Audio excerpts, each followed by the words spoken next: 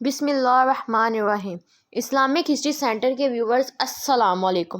حضرت مالک بن دینار کی توبہ کا سبق آموز واقعہ۔ مالک بن دینار رحمۃ اللہ علیہ سے ان کی توبہ کا پوچھا گیا تو انہوں نے کہا، میں ایک سپاہی تھا اور شراب کا رسیا تھا۔ میں نے ایک نفیس باندی خریدی، وہ میرے دل میں خاص مقام کی مالک بن گئی۔ اس سے میری ایک بچی پیدا ہوئی۔ میں اس بچی کو حد سے زیادہ پیار کرتا تھا۔ جب وہ زمین پر گھسیٹ کر چلنے لگی تو میرے دل میں اس کی محبت اور بڑھ گئی۔ وہ مجھ سے مانوس ہو گئی اور میں اس کے سامنے جب بھی شراب لا کر رکھتا تو وہ آ کر کھینچا تانی کر کے میرے کپڑوں پر شراب بہا دیتی۔ جب اس بچی کی عمر 2 سال ہو گئی تو وہ مر گئی۔ میرے دل کو اس کے غم نے بیمار کر دیا۔ پھر فرمانے لگے، 15 رمضان کو جمعے کی رات میں شراب کے نشے میں مدہوش تھا۔ میں نے عشاء کی نماز بھی نہیں پڑھی تھی۔ میں نے خواب میں دیکھا کہ سور پھونکا گیا اور قیامت قائم ہو گئی۔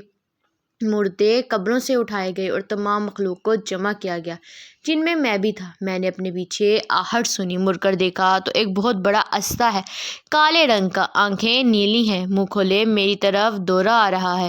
خوف و دہشت کے مارے میں بھاگا۔ راستے میں ایک ستھرے لباس والے شخص کے پاس سے گزر ہوا۔ میں نے سلام کہا۔ اس نے جواب دیا۔ میں نے کہا، بابا مجھے اس اژدھے سے پناہ دو، تجھے اللہ پناہ دے گا۔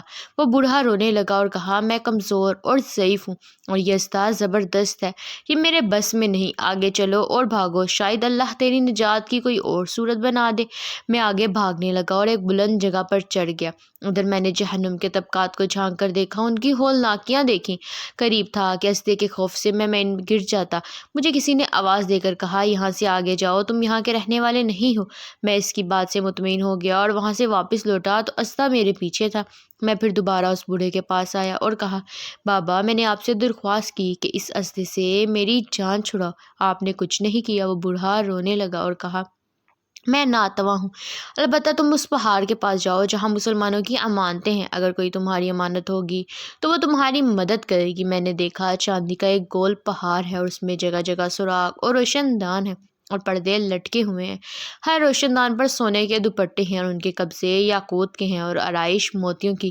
ہر پٹے پر ایک ریشمی پردہ ہے۔ جب میں نے پہاڑ کی طرف نظر دوڑائی تو فوراً اس کی طرف بھاگا اور اژدھا میرے پیچھے تھا۔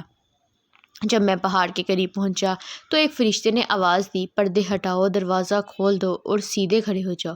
شاید اس حاجت مند کی یہاں کوئی امانت ہو جو اسے اس کے دشمن سے نجات دلائے۔ میں نے دیکھا پردے ہٹ گئے اور دروازے کھل گئے اور ان روشن دانوں سے بہت سارے بچے میری طرف جھانکنے لگے۔ ان کے چہرے چاند کی مانی تھے۔ اسی دوران اژدھا بھی میرے نزدیک پہنچ چکا تھا۔ میں اس وقت حیران رہ گیا جب ان میں سے ایک بچے نے چلا کر کہا، ابے سب آؤ، اس کا دشمن اس کے قریب آ گیا۔ چنانچہ وہ جوک در جوک کھڑے ہو کر جھانکنے لگے۔ اچانک میری وہ بچی جو مر چکی تھی وہ بھی ان کے ساتھ جھانک رہی ہے۔ جب اس نے مجھے دیکھا تو رونے لگی اور کہا، ہائے یہ تو میرا باپ ہے۔ پھر اس نے نور کے جھرمٹ میں تیر کی تیزی کے ساتھ چھلانگ لگائی اور میرے سامنے آ کر کھڑی ہو گئی۔ اس نے اپنا بایاں ہاتھ میری طرف بڑھا کر میرا دایاں ہاتھ پکڑ لیا اور اپنے دائیں ہاتھ کو اژدھے کی طرف بڑھا دیا تو وہ بھاگ گیا۔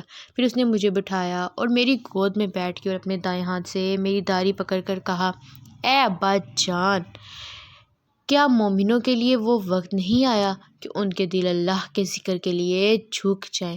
سورہ حدید 17۔ میں رونے لگا اور کہا، اے بیٹی تم لوگ بھی قرآن کو جانتے ہو؟ اس نے کہا، ہم تو تم سے بھی زیادہ قرآن کو جانتے ہیں۔ میں نے کہا، اژدھے کے بارے میں تو کچھ بتاؤ جو مجھے ہلاک کرنے کے در پہ تھا۔ اس نے کہا، وہ تیرا برا عمل ہے جس کو تو نے طاقتور بنایا، وہ تجھے جہنم کی آگ میں ڈبونا چاہتا ہے۔ میں نے کہا، اس بوڑھے کے بارے میں بتاؤ جو وہ رستے میں ملا۔ اس نے کہا، وہ تیرا نیک عمل ہے جسے تو نے اتنا کمزور کر دیا کہ اب وہ برے عمل کا مقابلہ نہیں کر سکتا۔ میں نے کہا، اے بیٹی تم اس پہاڑی میں کیا کرتی ہو؟ اس نے کہا، ہم سب مسلمانوں کے بچے ہیں، ہم یہاں قیامت تک رہیں گے، تمہارے انتظار میں ہیں، جب تم آؤ گے تو ہم تمہاری سفارش کریں گے۔ مالک بن دینار رحمۃ اللہ فرماتے ہیں، میں گھبرا کر اٹھا اور اٹھ کر شراب چھوڑ دی اور اس کے جتنے بھی برتن تھے سارے توڑ ڈالے اور اللہ سے توبہ کی اور پھر فرمایا، یہ خواب میری توبہ کی سبب بنا۔